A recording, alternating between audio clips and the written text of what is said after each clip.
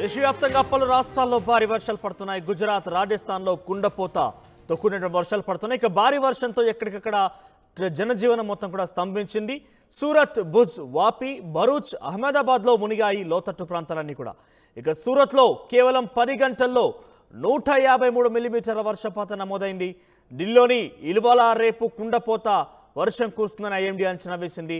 ఇక అహ్మదాబాద్లో నడి రోడ్లో గుంత పడింది. ఈ గుంత కారణంగా పెద్ద ఎత్తున అటుగా వెళ్తున్నటువంటి కార్స్ అన్ని కూడా దెబ్బతిన్నాయి. సో దేశవ్యాప్తంగా ఎక్కడికక్కడ వర్షపాతం కారణంగా పెద్ద ఎత్తున ఇబ్బందులు పడుతున్న పరిస్థితి కనబడుతోంది. సో ఎక్కడ చూసినా కూడా చాలా పెద్ద ఎత్తునే భారీ వర్షపాతం నమోదవుతోంది. ఐఎండీ అధికారులు కూడా పలు సూచనలు, హెచ్చరికలు జారీ చేస్తున్నారు. సో రోడ్లన్నీ కూడా దెబ్బతింటున్నాయి. లోతట్టు ప్రాంతాలన్నీ కూడా జలమయం అవుతున్న పరిస్థితి కనబడుతోంది. ఎక్కడికక్కడ జనజీవనం స్తంభించిపోయింది. అయితే ముఖ్యంగా అహ్మదాబాద్లో నడి రోడ్డు మీద, మెయిన్ హైవే మీదనే ఒక గుంత పడింది. ఈ గుంత కారణంగా కొన్ని వాహనాల రాకపోకలు బంద్ అయిపోయాయి. కొన్ని కార్లు కూడా ధ్వంసమయ్యాయి. సో ఉన్న ఫలంగా ఒక్కసారిగా భారీ వర్షపాతం నమోదైంది. 2 రోజులుగా ఢిల్లీలో కూడా చాలా పెద్ద ఎత్తున వర్షపాతం నమోదైన పరిస్థితి కనబడుతోంది. ఒకసారి విజువల్తో చూడొచ్చు. ఇది అహ్మదాబాద్లోని ఒక హైవే పైన, ఏకంగా హైవే పైనే ఒక్కసారిగా నడి మధ్యలోనే రోడ్డు విరిగిపోయిన విజువల్ చూడొచ్చు మీరు. ఒక్కసారిగా అక్కడ కనిపిస్తోంది. ఒక్కసారిగా రోడ్డు కూలిపోయింది. రోడ్డు అక్కడ కరెక్ట్గా మధ్యలో కూలిపోవడం కారణంగా అటు ఇటు రాకపోకలు మొత్తం కూడా నిలిపివేయబడ్డాయి. కొన్ని అటుగా వెళ్తున్నటువంటి వాహనాలు కూడా స్పీడ్గా వేగం తర్వాత ఎటువంటి ఇండికేషన్స్ లేకపోవడం కారణంగా ఆ రోడ్లో కరెక్ట్గా చూడొచ్చు మీరు. ఆ రోడ్డు కరెక్ట్గా గుంత పడిన సమయంలోనే అందులో ఇరుక్కుపోయాయి. కార్లన్నీ కూడా ధ్వంసమయ్యాయి. సో ఒకసారిగా జనజీవనం స్తంభించిందని చెప్పాలి. వర్షంతో పెద్ద ఎత్తున ఉత్తర భారతదేశం మొత్తం కూడా అతలాకుతలమవుతోంది. గుజరాత్లో చాలా పెద్ద ఎత్తున వర్షపాతం నమోదైంది. అహ్మదాబాద్లో పెద్ద ఎత్తున లోతట్టు ప్రాంతాలన్నీ కూడా మునిగిపోయాయి. సూరత్లో అయితే కేవలం ఒక 10 గంటల వర్షపాతం, 10 గంటల్లోనే 153 మిల్లీమీటర్ల వర్షపాతం నమోదైనది. ఎంత పెద్ద ఎత్తున అక్కడ వర్షాలు పడుతున్నాయని అర్థం చేసుకోవాలి. గుజరాత్, రాజస్థాన్లో పెద్ద ఎత్తున కుండపోత వర్షం కురుస్తోంది.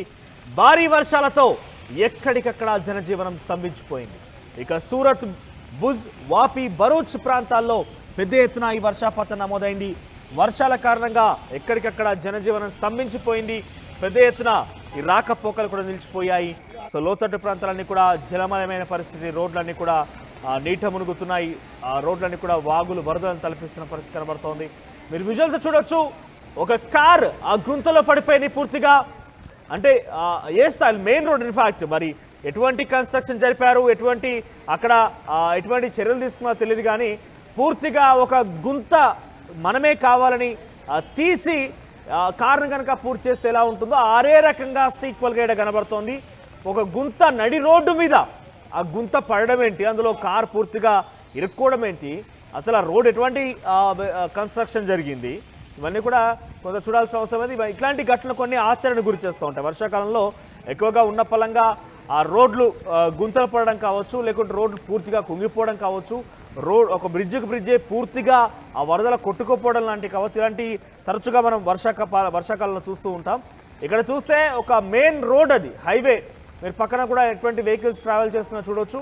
సో అటువంటి ప్రాంతంలో ఒక్కసారిగా గుంత పడడం, అక్కడ కారు అందులో మునిగిపోవడం, పూర్తిగా ఒక కావాలని చేసినటువంటి మనం జేసీబీ ద్వారా ఆ గోయి తీసి దాంట్లో కారును పాతరేసినట్టుగా ఈ విజువల్స్ మనకు దర్శనమిస్తున్నాయి. ఇక మరోవైపు అక్కడ బ్రిడ్జిలకు సంబంధించి ఘటన చూసినా కూడా పెద్ద ఎత్తున కన్స్ట్రక్షన్ చేసినటువంటి బ్రిడ్జెస్ అన్నీ కూడా కొంత అక్కడ దెబ్బతింటున్న పరిస్థితి.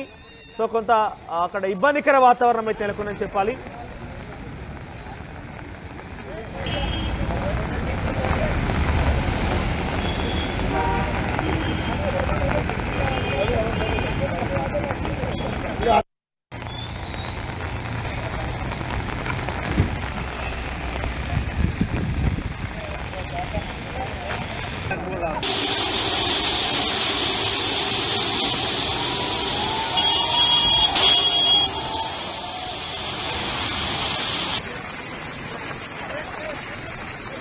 Due to ongoing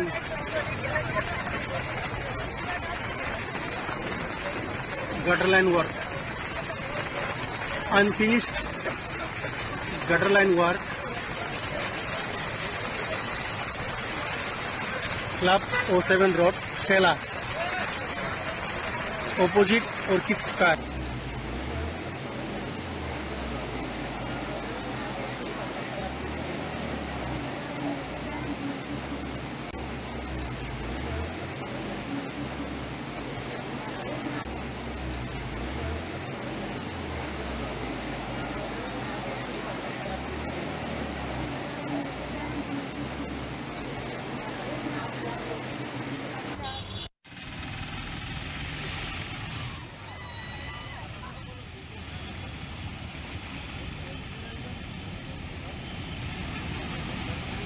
గుజరాత్ రాజస్థాన్లో పరిస్థితి రకంగా ఉంటే మహారాష్ట్రలో ఒక ఒక భయానకమైనటువంటి ఒక ఘటన చోటు చేసుకుంది. అక్కడ కొంతమంది ప్రాణాలు కూడా కోల్పోయారు. దానికి సంబంధించి చూస్తే కనుక మహారాష్ట్రలోని ప్రముఖ పర్యాటక ప్రాంతం బూషి డ్యామ్ దిగువన ఉన్న జలపాతంలో దగ్గర ఒక కుటుంబం కొట్టుకుపోయింది.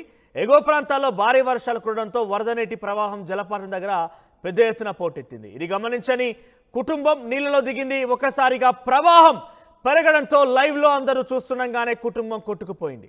ఈ ప్రమాదంలో 36 ఏళ్ల అన్సారీ, 13 ఏళ్ల అమీమి, 8 ఏళ్ల ఉమేరాల డెడ్ బాడీలు దొరికాయి. ఇద్దరు జాడగల్లంతినట్టుగా చూడాలి.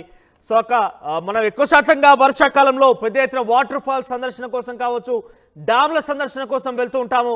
కానీ డెఫినెట్గా మనం ఒక ఆలోచించాల్సిన అంశం ఏంటంటే అవేవి కూడా మన పరిధిలో ఉండేటువంటి పరిస్థితి కాదు. అవన్నీ కూడా సడన్గా వస్తూ ఉంటాయి. అటు డ్యామ్లో ఉప్పొంగే పరిస్థితి కావచ్చు, వరదలు వాగులు ఉప్పొంగేటువంటి పరిస్థితి కావచ్చు, సడన్గా జరుగుతూ ఉంటాయి. మనకు అవి గుర్తించకుండా గనక మనం వాగుల్లో గనక ఈ రకంగా వెళ్తే మీరు వీడియోలు చూడొచ్చు. ఒక ఫ్యామిలీ అక్కడ టూరిజం స్పాట్ అయినటువంటి బూషి డ్యామ్ దగ్గరికి వెళ్ళింది. అక్కడ ఉన్నటువంటి అక్కడ జలపాతం దగ్గరికి సందర్శనకు వెళ్ళింది. ఒక్కసారిగా ఎగువ ఉన్నటువంటి ఆ వరద ఉప్పొంగడంతో పెద్ద ఎత్తున వరద వచ్చి చేరుకుంది అక్కడికి. ఇక వరదలో కుటుంబం మొత్తం కూడా అందరూ చూస్తుండగానే గల్లంతైంది. ఇక పూర్తిగా విగత జీవులుగా మిగిలిపోయారు అంతా కూడా. ఒక్కసారిగా వరద ఉధృతంగా రావడంతో వాళ్ళంతా కూడా కొట్టుకుపోయిన విజువల్స్ చూస్తున్నారు మీరు.